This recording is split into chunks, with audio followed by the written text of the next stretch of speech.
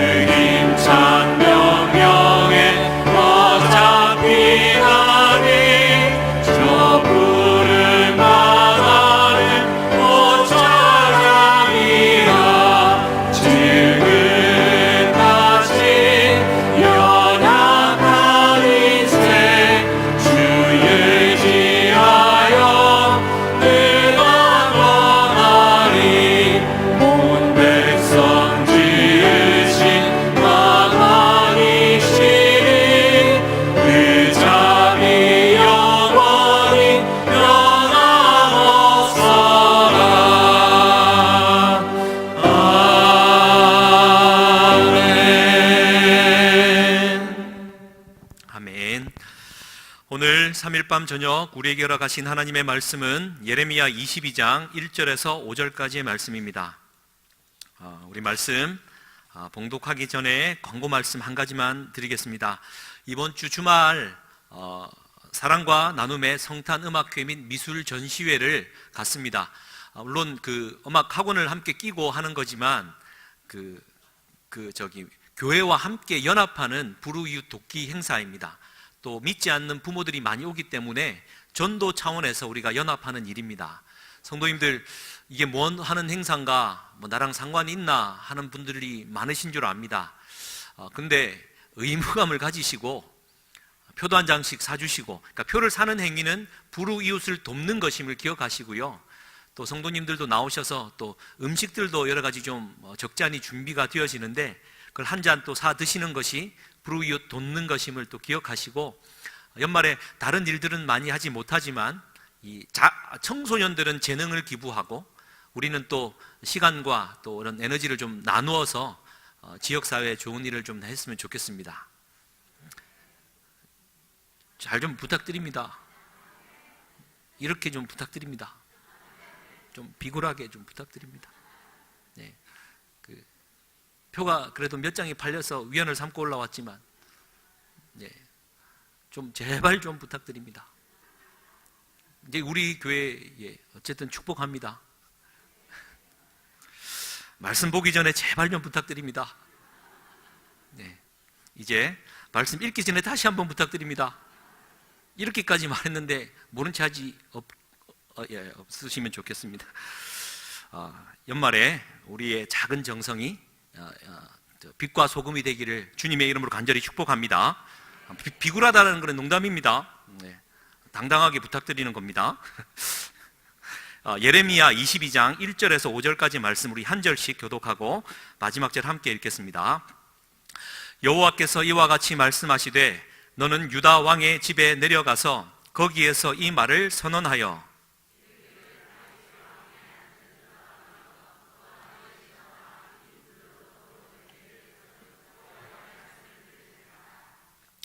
여호와께서 이와 같이 말씀하시되 너희가 정의와 공의를 행하여 탈취당한 자를 압박하는 자의 손에서 건지고 이방인과 고아와 과부를 압제하거나 학대하지 말며 이곳에서 무죄한 피를 흘리지 말라.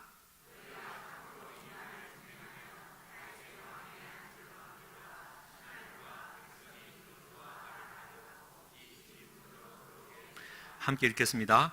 그러나 너희가 이 말을 듣지 아니하면 내가 나를 두고 맹세하노니 이 집이 황폐하리라.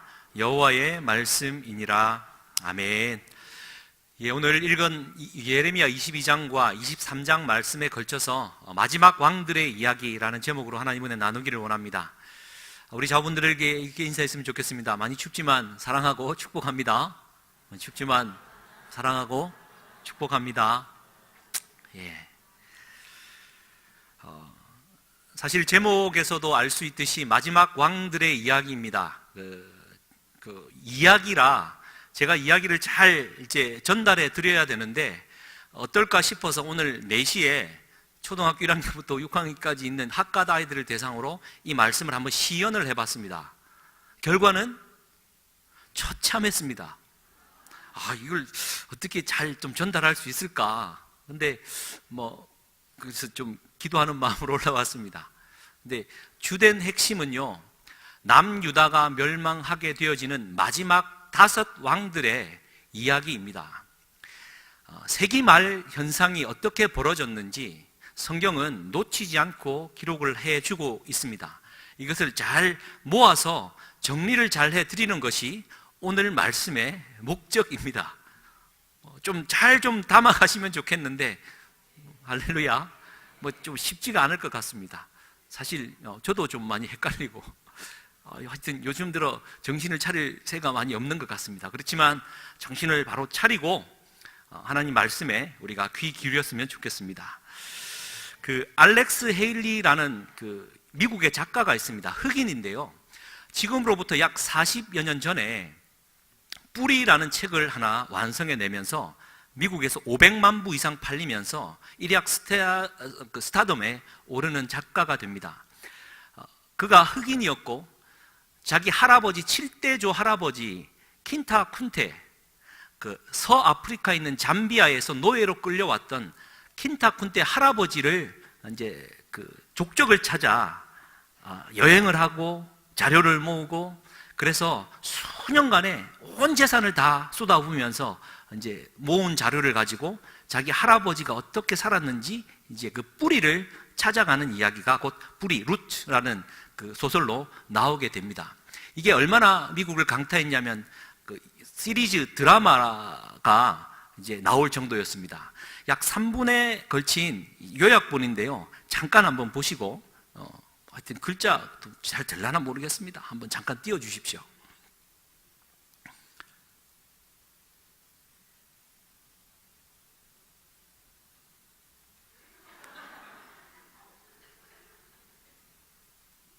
넘어가 주십시오. 예. 될 겁니다. 예. 이제 그 이야기가 이제 킨타 쿤테라는 이 할아버지, 준비되는 대로 틀어 주십시오.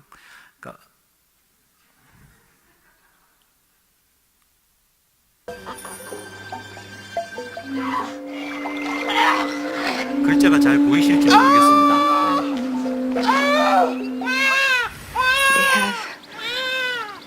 A very strong son. Kunta Kinte.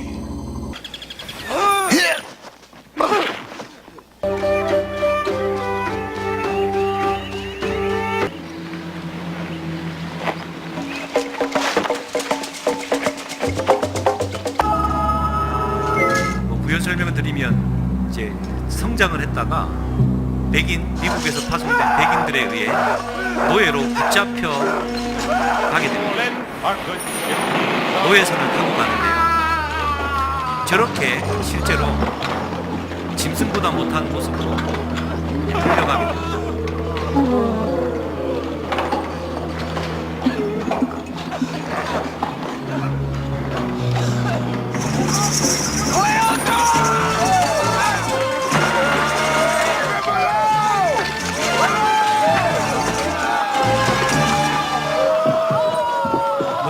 노상에서 이제 반란을 일으키지만 결국 실패로 돌아가고.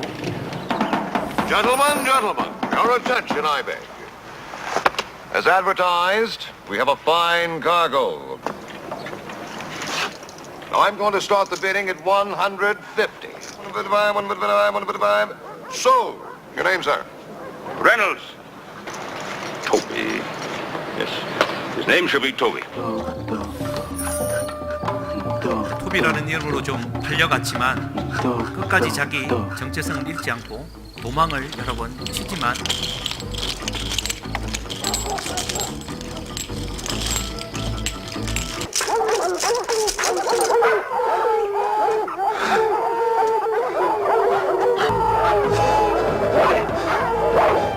Toby, you're going to learn to answer to your name. What's your name? Kunta Kinte.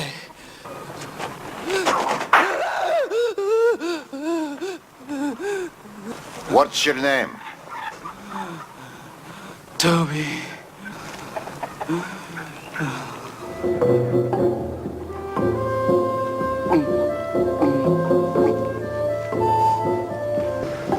Kunta Kinte.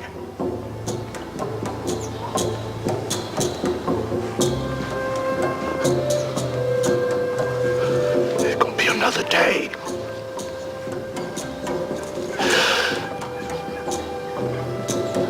You hear me?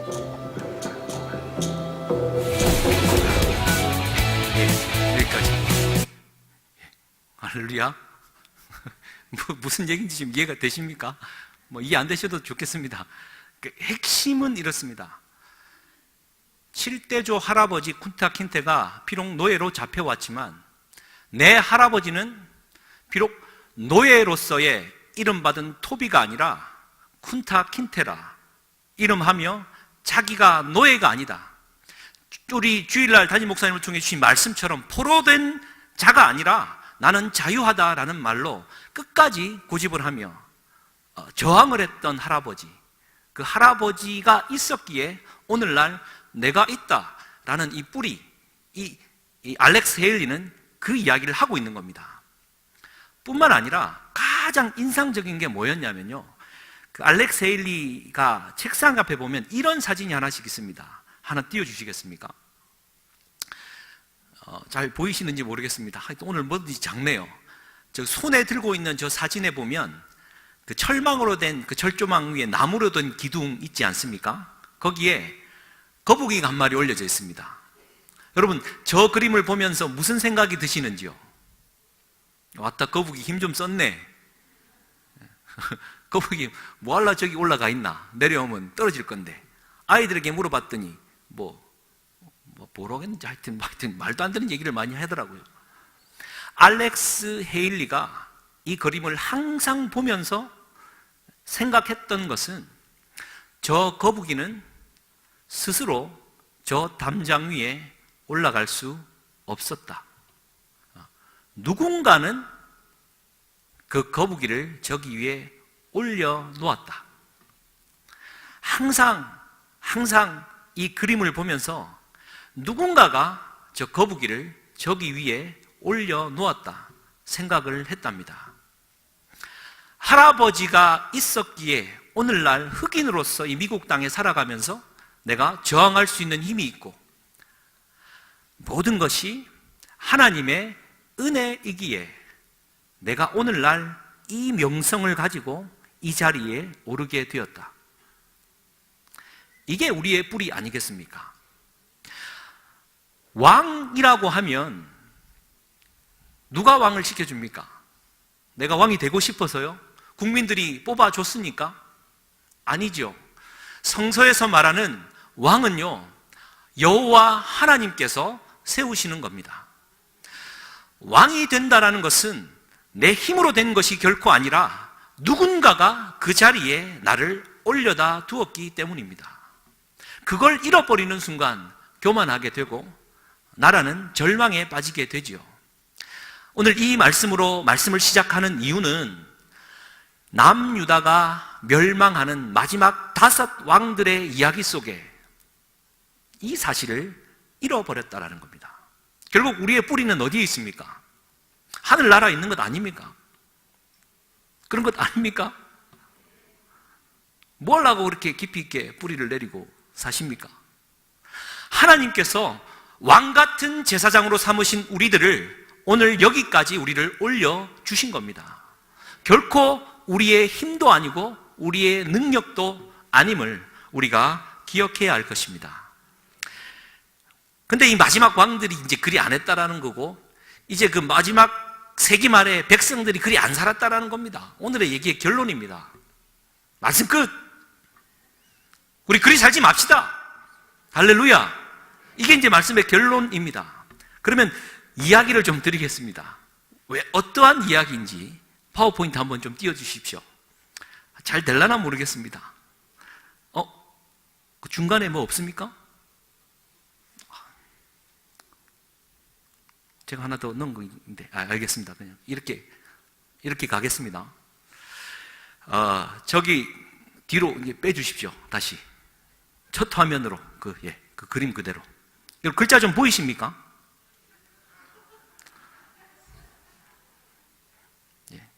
요 장면으로. 지금 그 그림 오른쪽에 보면 기원전 587년도에 남유다가 멸망합니다. 예루살렘 성이 완전히 망하게 됩니다. 이제 북이스라엘, 남유다, 이스라엘이라는 나라의 흔적은 사라져버립니다. 거기에서 거슬러 올라가면 기원전 640년경으로 올라갈 수 있습니다. 약 53년 전이지요. 그때 무슨 일이 벌어지냐면 요시야 왕이 8살의 나이로 왕 위에 오르게 됩니다. 8살, 오늘날로 치면 초등학교 1학년. 뭘 알겠습니까? 배문호, 김하경, 또 누굽니까? 하진이. 얘네들이 뭘 알겠습니까? 왕이 된 거예요. 근데 여전히 그 할아버지와 아버지가 므낫세, 아몬입니다. 그러니까 이 악한 왕들이에요. 근데 이 요시야가 구별되어져서 8살임에도 불구하고 하나님 은혜를 받아 이 주변의 도움의 손길로 말미암아 정치를 잘 하게 됩니다. 그러다가 627년, 그러니까 요시야 왕 13년, 하나 올려주십시오. 13년에 이제 예레미야 선지자가 예언을 시작하는 날이죠. 예레미야 1장 2절 3절에 이렇게 기록되어집니다. 예레미야가 하나님의 말씀을 받은 해가 요시야가 다스리던 제13년째부터 여호야김을 지나 시드기야 제11년까지, 그러니까 그것이 곧 기원전 587년까지 되어지는 겁니다. 그때 예레미야 선지자가 사역을 시작하게 되어지고 요시야는 이 즈음에 율법책을 발견합니다. 근데 율법책을 발견하고 보니까 이게 지금 대단하거든요. 잊혀졌던 여호와의 명령과 규례가 담겨 있는 겁니다. 유월절 이야기가 있고 언약 이야기가 있는 겁니다. 죄를 덮어쓰고 이스라엘 백성들로 하여금 율법책을 읽게 하고 종교 개혁을 일으키고 크다란 반향을 일으킵니다. 얼마나 대단한 왕입니까? 그러다가 609년도, 그러니까 요시야가 40세가 되는 해입니다. 여러분, 40세 조심하십시오. 성경적 교훈입니다. 제가 오늘 아이들에게 잘못 말했는데요. 40살 되던 해에, 뭘 띄워주십시오. 609년에 이 요시야가 40살 나이에 좀 판단력이 좀 흐려졌던 것 같아요. 뭐냐면은 지금 오른쪽 그림에 보면 무깃도라는 곳이 있지 않습니까? 그리고 저 위에 보면은 갈그미스라는 곳이 있습니다. 지금 예루살렘이 저기 있죠. 제일 아래 부분에. 그 아래는 이집트, 애굽이 왕성하게 지금 이제 그 제국을 일으키고 있고, 갈그미스 저 위쪽으로는 갈대아, 곧 바벨론이 일어나고 있는 찰나였습니다. 근데 이 무깃도에서 하나 띄워주십시오.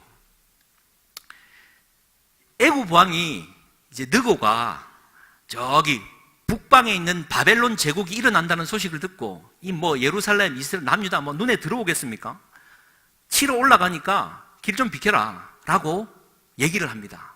꼭 그 저기 왜구가 일본이 우리나라 명나라 치러 올라갈 테니 잠깐 길 좀 터다오 하면서 임진왜란을 일으킨 것과 똑같은 경우죠.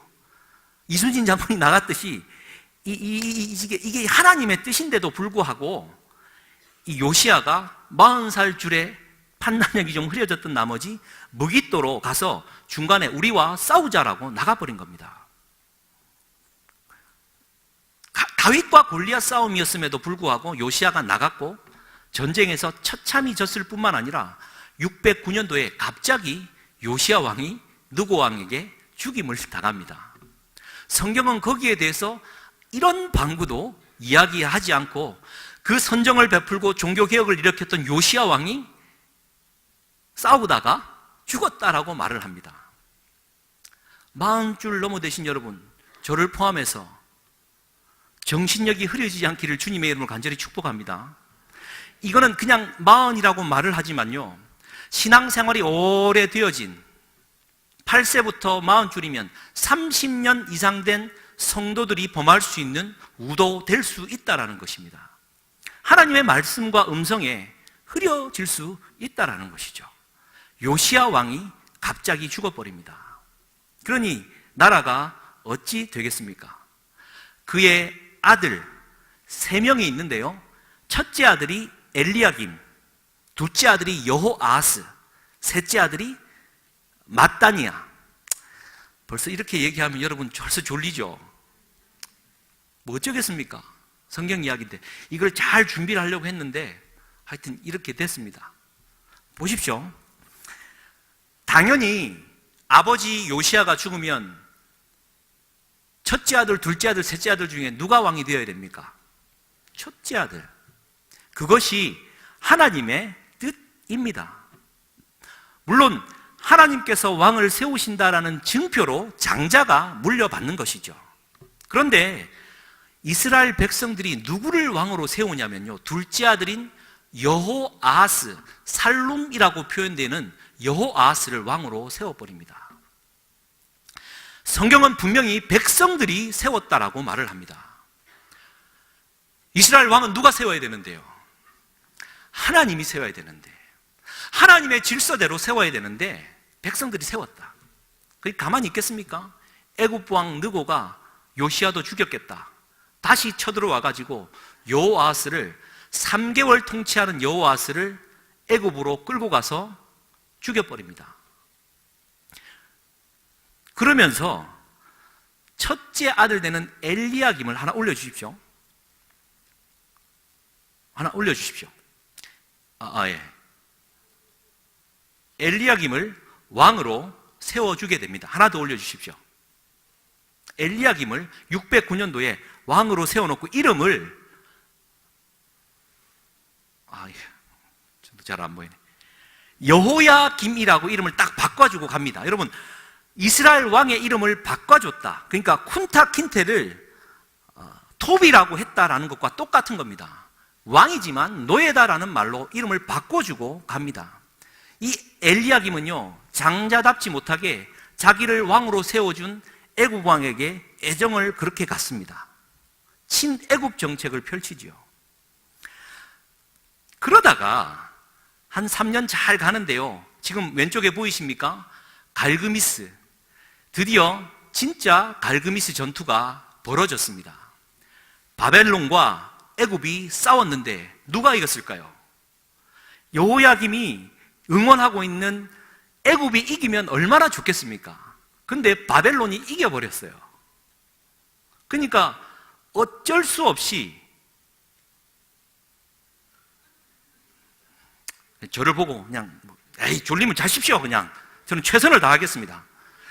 605년 엘리야김 제4년 내에 바벨론이 이겨버린 거예요, 북쪽에서. 그러니까 친애굽 정책을 하고 있던 엘리야김이 바벨론의 포로가 되어갖고 이 조공을 바치고 있었던 겁니다. 근데 이 엘리야김 제4년은요, 예레미야서에서도 너무나도 중요합니다. 이미 영적으로 나라가 망한 해가 여호야김 제4년입니다. 여호야김이 왕으로서의 정체성을 잃어버리고 여기 붙을까 저기 붙을까 왔다 갔다 하고 있고 마음이 흔들렸던 때이고요. 특히 예레미야는 계속해서 뭘 예언합니까? 야, 남유다 끝났다. 애굽도 믿을만하지 못하다. 바벨론이 그 북쪽에서 그 1장에 나오지 않습니까? 기울어져서 끓는 가마솥이 흐를 것이다. 바벨론의 포로가 될 것이다. 야, 다 포기하고 포로로 끌려가라라고 말을 하니까 엘리야김이 이건 말을 듣겠습니까? 그러니까 끊임없이 왕들에게 가서 이런 얘기를 하니까 분노했던 여호야김은 예레미야를 불러다가 끊임없이 죽이려고 합니다. 특히 여호야김 제4년, 제5년에는요, 예레미야가 글로 여호야김에게 상소를 합니다. 그러니까 제사장이 와서 글을 읽으니까 무슨 짓을 했냐면 면도날로 하나님의 율법서 두루마리를 쫙쫙 찢어가면서 하나씩 그 추운 겨울날 불에다 던지면서 태운 겁니다. 하나님을 경멸했다라는 것이죠. 뿐만 아니라 이 여호야김 얘기는 열왕기하 22장 14절에 이렇게 기록되어 있습니다. 나를 위하여 큰 집과 넓은 다락을 지으리라. 자기를 위하여 창문을 만들고 그것에 백향목으로 입히고 붉은 빛으로 칠을 하리라. 토목사업 했던 겁니다. 자기 왕궁 지었던 거예요. 이게 마지막 왕들의 발악이었던 겁니다. 그럼 보십시오. 요시야 왕이 40살의 나이에 하나님의 음성에 희미해져서 갑작스런 전투에서 죽게 되지요. 여호아스는 하나님 보시기에 악을 행하였더라 진단을 받고 3개월 동안 통치하다가 애굽으로 끌려가 처참히 죽임을 당하지요. 이 엘리야김은 훨씬 더 악한 왕으로서 자리를 지키지 못하고 여기 붙을까 저기 붙을까 고민하다가 예레미야를 통해 들려주는 하나님의 말씀에 귀 기울이지 못하고 말씀을 면도날로 찢어버리면서 불로 태워버리는 605년 여호야김 제4년을 기억하기를 주님의 이름으로 간절히 축원드립니다. 605년입니다. 여러분, 그러다가 601년경에 약 4년이 흐릅니다. 바벨론이 애굽을 치러 내려와요. 근데 이번에는 희한하게 잠깐 애굽이 전쟁에서 승리를 합니다. 그러니까 이 친애굽 정책을 펼치던 여호야김이 어떠했겠습니까? 그래, 이게 맞지, 애굽이 맞지 하고 바벨론에 반란을 일으켰다가 처참히 짓밟히게 됩니다. 그래서 파워포인트 나가버렸습니까? 기원전 597년, 그러니까 유다가 멸망하기 11년 전에 여호야김은 이 바벨론에 의해서 처참히 죽임을 당하고 그의 아들 여호야긴이 왕위에 오르게 됩니다. 4번째 왕입니다. 여호야긴. 근데 이 여호야긴이 왕위에 앉은 지 3개월 만에 이 바벨론 느부갓네살 왕이 여호야긴 왕을 끌고 바벨론 포로로 끌고 가버립니다. 그리고는 마따니아라는 사람을, 그 요시야의 셋째 아들을 왕위에 앉히고 시드기야라는 이름으로 또 붙여준 겁니다. 그리고는 11년을 살아가게 만든 것이죠. 여호야긴 왕은 바벨론으로 끌려가서 성경은 37년 동안 종노릇하고 살다가 바벨론 포로기가 끝나고 돌아올 때 같이 돌아오게 된다라고 성경은 기록합니다. 그리고는 마지막 시드기야 왕이 바벨론 밑에서 왕위를 이어나가다가 마지막 시드기야 왕 11년째가 멸망할 때인데 제9년째 바벨론에 또 저항을 하게 됩니다. 반란을 일으켰다가 또 처참히 무너집니다. 그래서 마지막 시드기야 제11년째는요, 시드기야가 보는 눈앞에서 아들들이 처참하게 죽임을 당하고 두 눈이 뽑혀서 놋사슬로 묶여서 바벨론으로 끌려가게 됩니다. 이것이 이스라엘 백성들과 마지막 왕들의 이야기입니다. 할렐루야. 그래, 네가 뭔 소리를 하는지, 그래 또 제가 이런 얘기를 왜 하는지도 잘 모르겠습니다. 근데 보십시오. 안 나왔습니까? 네, 괜찮습니다. 정리하면 그렇습니다. 세기 말 현상이라는 것이요, 왕들이 자기가 왕위에 올라갔다라는 것은 하나님께서 세워주셨다라는 이 왕권 의식을 가지고 올라가야지, 나라는 멸망하지만 내가 왕이 되었다라는 이 만족감에 사로잡혀서 누구는 토목공사하고 애굽이든 바벨론이든 나보다 강한 자가 내게 이름을 줬다라는 것에 굴복하며 살아갔던 이스라엘 백성들, 왕들의 이야기이다라는 것이죠. 사랑하는 성도님들, 왕답게 살아가십시다. 하나님이 우리를 왕으로 삼아 주셨습니다. 왕답게 살아가야 됩니다. 이 세기말을 보내면서요, 마지막 이 이야기가 우리 속에 조금 기억되어졌으면 좋겠습니다. 그러면 이건 궁금하시지 않습니까? 그러면 나라는 멸망했는데 예레미야는 어떻게 되었을까요? 그래, 네가 지금까지 뭔 얘기인지도 모르는데 예레미야까지 내가 생각할 여력이 없다. 그런데요, 보십시오. 요시야 왕이 다스린 지 13년째, 기원전 627년부터 시드기야 왕 11년까지, 기원전 587년까지 40년 동안 예레미야가 줄곧 외쳤던 것은 애굽은 아니다, 나라는 멸망한다, 바벨론으로 끌려가라, 이걸 주구장창 외쳤던 겁니다. 특히 오늘 22장 말씀에 의하면 왕들 앞에 가서 그 얘기를 한 겁니다. 여러분, 이런 얘기를 들으면 어떠하겠습니까? 여러분의 가정은 망합니다. 빨리 집 팔고 도망가십시오. 특히 집의 가장들 똑바로 들으십시오. 마구 제가 가서 지치도록 말을 하면 여러분 저에게 어떻게 하시겠습니까?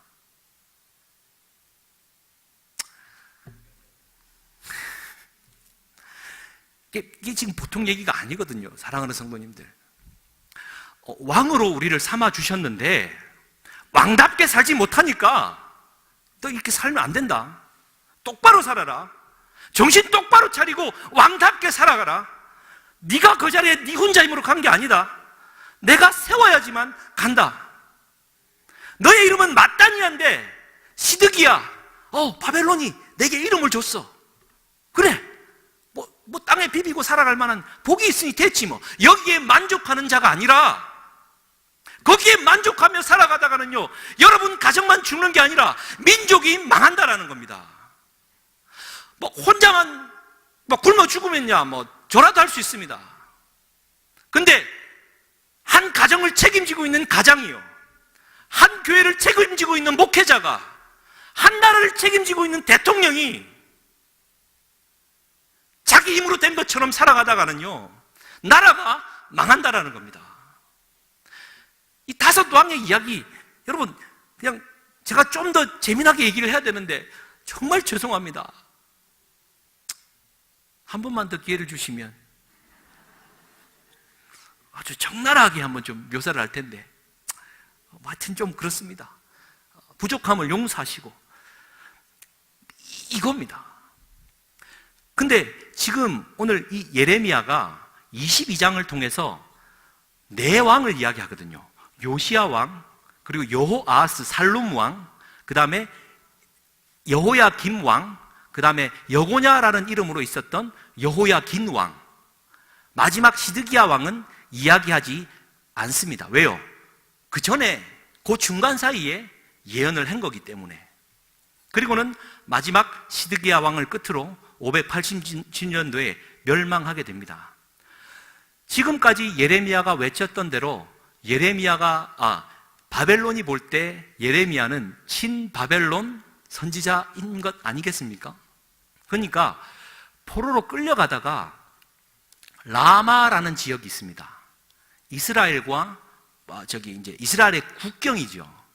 라마라는 지역에서 포로들이 다 모여 있다가 거기에서 꼭 유대인 가르는 것처럼 남자, 여자, 애들, 어른들 짝짝 구분을 지어서 병든 사람은 돌려보내고 그 쓸만한 노예들은 바벨론 포로로 끌고 가게 됩니다.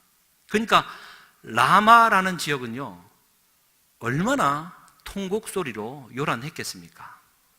생이별을 하고 다시는 보지 못할 라마라는 지역. 그래서 성경은 말합니다. 라마에서 통곡하는 소리가 나더라.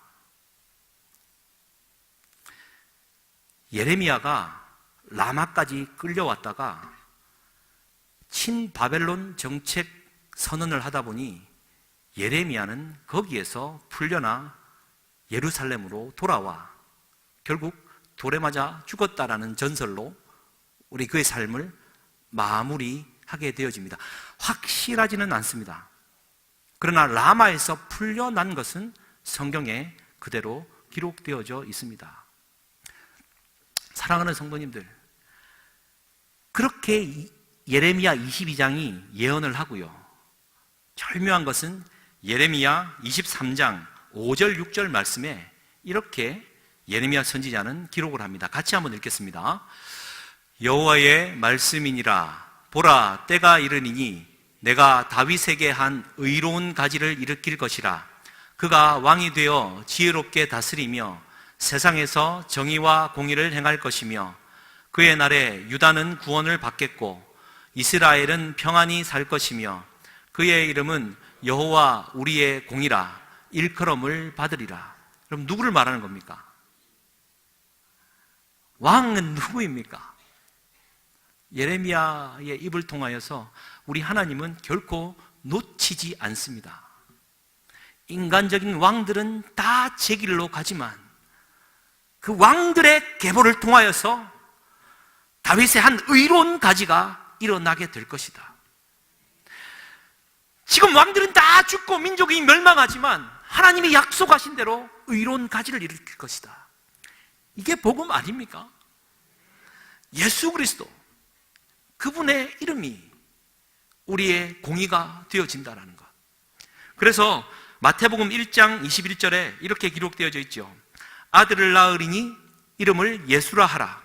이는 그가 자기 백성을 그들의 죄에서 구원할 자이심이라 하니라. 예수 그리스도, 그분이 진정한 왕이다라는 얘기죠. 이사야 7장 14절입니다. 같이 한번 읽읍시다. 그러므로 시작. 그러므로 죄송합니다. 제가 읽겠습니다. 그러므로 주께서 친히 징조를 너희에게 주실 것이라. 보라, 처녀가 잉태하여 아들을 낳을 것이요 그의 이름을 임마누엘이라 하리라. 그래서 그냥 가만히 보고 계셨네요. 오늘은 잘 안 맞았습니다. 이해하십시오. 근데 여러분, 예레미야서를 읽어내는 힘은요, 22장과 23장을 읽어내는 힘은 그렇습니다. 예레미야 22장을 통하여서 예레미야서에서는요, 마지막 5왕 이야기를 하면서 끝났다라는 얘기를 하는 것이 아니라 다윗의 가지에서 한 의로운 가지가 일어날 것이다. 예수 그리스도, 그가 죄에서 구원하실 것이다. 보라, 처녀가 잉태하여 아들을 낳을 것인데 임마누엘이라 하리라. 이름, 우리와 함께 할 것이다. 예수 그리스도, 그 이름이 참된 진리가 되어진다라는 것입니다. 다른 이름이 없습니다. 우리는 킨타 쿤테입니다. 토비가 아니란 말이죠. 마찬가지로 노예된 자로 살아갈 것이 아니라, 죄의 노예된 자로 살아갈 것이 아니라 예수 그리스도, 변치 않는 이름 되신 그 예수 그리스도만이 우리의 참된 구원자가 되신다라는 것. 이게 이 연말을 맞이하는 우리를 향한 복음 아니겠습니까? 모르겠습니다. 우리나라가 어떻게 될지 참 모르겠습니다. 어른들이 보시기에는 젊은이들이 너무 무사 안일주의에, 너무 지나친 복지에 나라가 망할 것 같고, 젊은이들이 보기에는 너무 지나친 용공주의에, 너무 이게 극단적인 이야기로 나라가 사분오열을 할 것 같고, 경제적으로는 여러분 어떻습니까? 살만하십니까? 이런 질문을 던져 죄송합니다. 여러분들의 사랑 덕분에 목회자는 안일하게 살아가고 있는 것 같습니다. 나라가 어찌 될지 모르겠습니다. 그런데 정말 우리가 기억해야 될 것은 가정이 쪼개지고 나라가 멸망한다 하더라도요, 잊지 말아야 될 것은 왕으로 나를 불러주신 하나님 앞에 왕답게 살아가는 겁니다. 절망이라고 생각하십니까? 기원전 587년 시드기야 제11년 이제 모두 끝이라고 생각하십니까? 그러나 다윗의 가지에서 의로운 가지를 일으키시는 분이 우리 하나님이십니다. 용기를 내시고 다시 한번 질문드립니다. 살만하십니까? 살기 힘들다 하더라도 용기를 가지시기를 주님의 이름으로 부탁드립니다. 끝이 아닙니다. 예레미야 52장까지 하는 얘기는 끝났다, 망했다, 희망 없다 말하지만 바벨론의 포로로 끌려가서도 거기에 뿌리를 내리고 살다가도 다시 돌려보내는 하나님 아닙니까?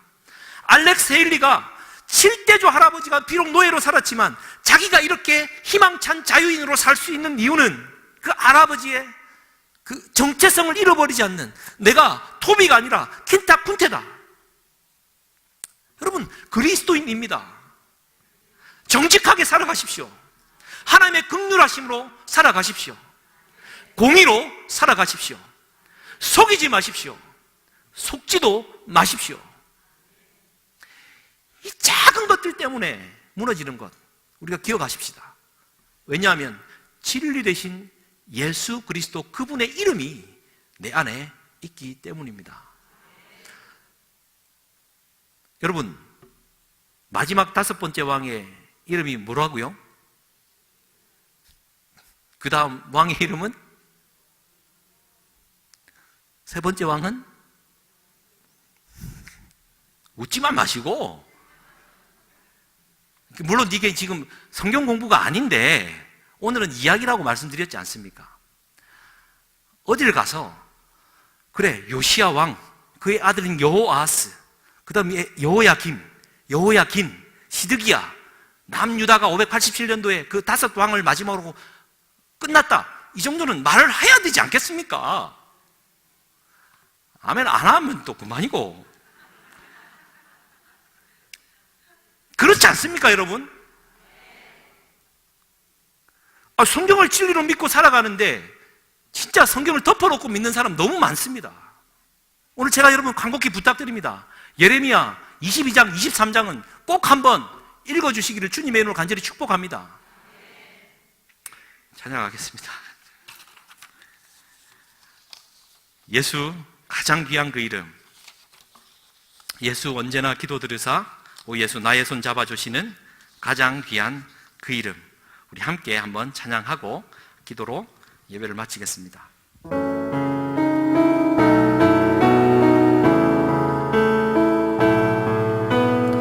예수 가장 귀한 그 이름, 예수 언제나 기도 들으사 오 예수 나의 손 잡아주시는 가장 귀한 그 이름, 예수 찬양하기 원하네. 예수 처음과 나중 되시는, 처음과 나중 되시는 날 위해 고통당하신 예수, 날 위해 고통당하신 가장 귀한 그 예수, 왕의 왕이 되신 주 예수, 왕의 왕이 되신 주 예수, 당신의 끝없는 사랑, 예수 당신의 끝없는 사랑, 오 예수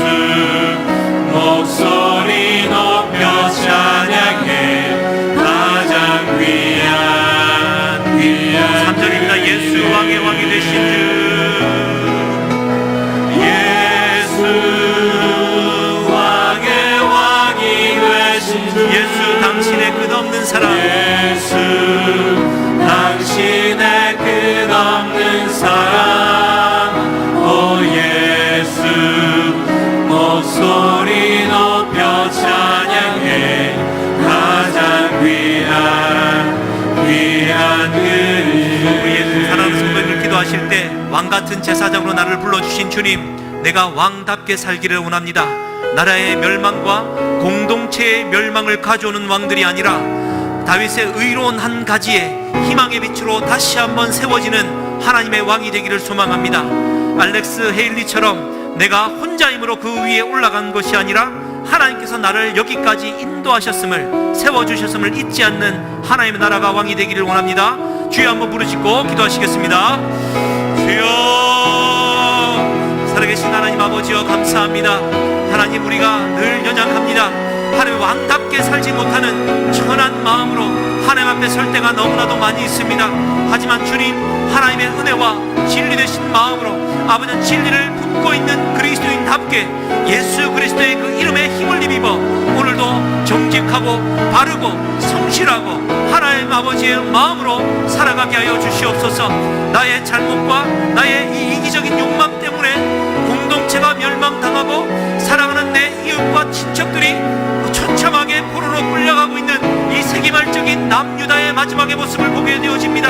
아버지 하나님, 이러한 성경의 교훈들을 아버지 하나님 가로막지 않게 하여 주시고 오늘도 계속 되어지는 이러한 성경의 교훈을 우리의 마음속으로 되새기는 우리가 되기를 소망합니다. 아버지 하나님께서 함께하여 주시고 주의 긍휼하심과 자비하심으로 우리를 용서하여 주시고 주님 우리와 함께하여 주시옵소서. 임마누엘의 하나님께서 주님께서 우리와 함께하여 주시옵소서. 하나님 아버지여 감사합니다. 모든 영광을 주님께 올려드리고 은혜 되신 주님을 찬양합니다. 주여 영광 받아 주시옵소서.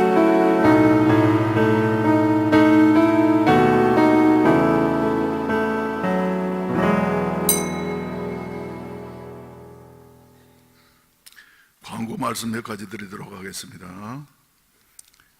성탄절이 이제 다음 월요일로 다가왔습니다. 2017년도 성탄절에 주님이 오신 목적이 여러분들의 그대로 이루어지고 그리고 하나님의 은혜가 충만하게 되시기를 주의 이름으로 축원을 드립니다. 집사님이 되셔야 할 분, 우리 교회 1년 이상 나오시고 세례를 받으시고 그리고 주초를 이제 해결하시고 그리고 11조 헌금을 드리는 분들 중에 집사가 이 사람은 되어서 우리 교회에 봉사했으면 좋겠다 하는 분들은 우리 특별히 선교회장님들과 그리고 우리 목양장로님들 잘 파악하시고 우리 조장님들 협력하시고 구역장님들 협력하셔서 이번 주일까지 추천해 주시기를 바랍니다. 그리고 2018년도 편성을 지금 진행 중에 있습니다.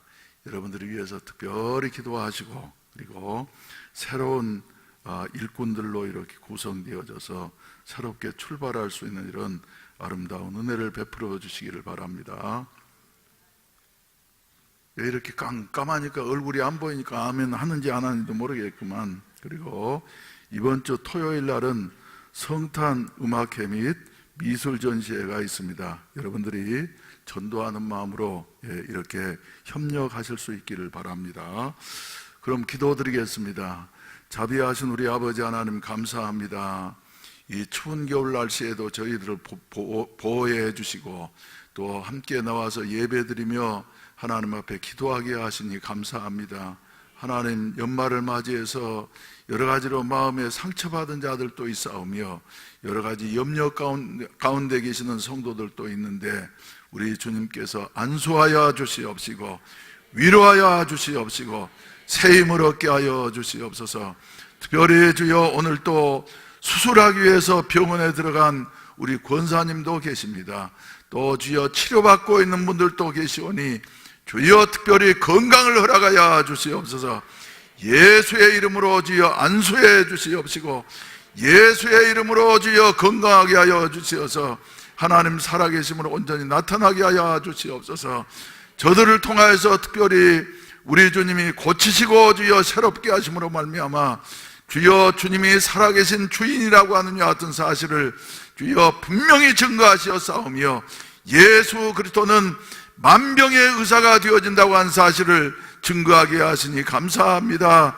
병원에 계신 분들, 몸이 약해서 주여 여러 가지로 고통당한 우리 성도들에게 절병은 묶음을 놓고 물러갈지어다. 예수의 이름으로 떠나갈지어다. 주여 담대한 마음을 가지고 하나님이 세워주신 이와 같은 일꾼이라고 한 사실을 주여 확신하면서 주여 나아갈 수 있는 이런 아름다운 은혜를 나누어 주시옵소서. 이 시간에도 주님의 은혜에 감사해서 정성스러운 예물들을 드려 싸우니 주여 연락해 주시옵소서. 축복하여 주시옵소서. 연말을 맞이해서 물질 때문에 고통당하는 우리 성도들을 건져 주시옵시고 더욱더 풍성케 하여 주시옵소서. 우리 아버지 감사합니다. 돌아가는 발걸음마다 주님 동행해 주시옵소서. 예수님의 이름으로 축복하며 기도하옵나이다. 아멘. 하늘에 계신 우리 아버지여, 이름이 거룩히 여김을 받으시오며 나라에 임하오시며 뜻이 하늘에서 이룬 것 같이 땅에서도 이루어지이다. 오늘날 우리에게 일용할 양식을 주옵시고 우리가 우리에게 죄 지은 자를 사하여 준 것 같이 우리 죄를 사하여 주옵시고 우리를 시험에 들게 하지 마옵시며 다만 악에서 구하옵소서. 대개 나라와 권세와 영광이 아버지께 영원히 있사옵나이다. 아멘. 우리 다 같이 한 음성으로 주여 삼창하시겠습니다. 큰 소리로 부르짖어 주님 앞에 기도하시다가 자유롭게 돌아가시겠습니다. 특별히 전교인이 이 어려울 때에 성령으로 충만케 하셔서 질병을 이기게 하시고 가난을 이기게 하시고 문제를 이기게 하시고 여러 가지 흐트러져 있는 모든 문제들이 주님의 은혜 가운데에서 새로워지는 이와 같은 아름다운 역사가 있어지게 하시옵소서. 주여 삼창하시고 기도하다가 자유롭게 하시겠습니다. 주여 주여 주여. 자리에 하시는 찬양합니다. 이 시간에 주님의 성령 충만을 내고